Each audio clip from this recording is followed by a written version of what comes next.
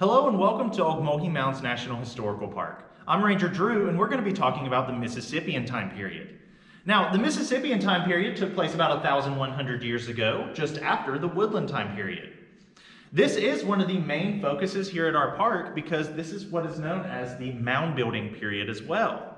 As you guys might know, we do have several mounds here on the property, and some of them you can actually climb on. The Great Temple Mound is our tallest mound, and that is where the more elite people in the tribe would stay. Their housing would be up there. Similar to the president living in the White House, the chief would have lived on top of the Great Temple Mound.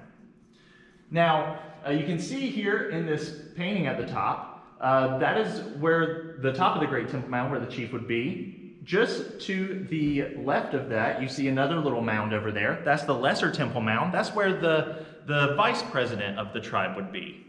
And also you see there is an earth lodge between those two mounds, and that is kind of like a council chamber. That's where people would meet and they would discuss either politics or different issues in the tribe.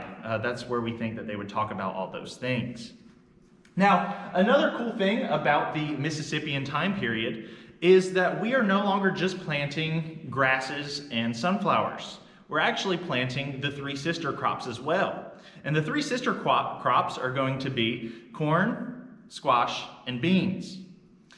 These three things are very important to the tribe's diet because, like I said, we're no longer just eating meat, we're eating vegetables and stuff as well. We also have the opportunity here to play games because we are living in a stable society. Sometimes it is nice to relax and play a couple games and maybe even play for games over hunting lands. One of the games that they play is actually going to be called Stickball. And Stickball is very important because we actually have something similar to it today, and that is going to be lacrosse. As you can see here, we have two players that are holding a lacrosse stick that has a little net and ball in it. But back then, it would have looked a little something like this. Instead of having one stick apiece, each player had two sticks, and they were a little bit smaller, but they would still be playing the same concept of lacrosse. Here's an actual painting of what a stickball game would have looked like a long time ago. And like I said, they would have not only played this recreationally, but if there was hunting lands that they were disputing with another tribe, they would also play stickball for that. Another game we have a little drawing right here of is called Chunky. Now Chunky, there is a ball that you roll onto the ground, and these two gentlemen right here, they're throwing sticks to where they think the ball is going to go. This really helped them hone in on their hunting skills. If you were chasing a rabbit in the woods and you were quick enough to throw it where the rabbit was about to be, that means you probably had a good supper that night. Now, one last thing to mention about the Mississippian period is going to be their pottery styles. Similar to the woodland period that we talked about, they are very sturdy pots because they're using different grasses, different sands and gravel, things like that. But they also have the time to make these things look beautiful. As you can see right here, this effigy water bottle, it has a frog face, which you can't really tell too closely because it's been worn down through the years.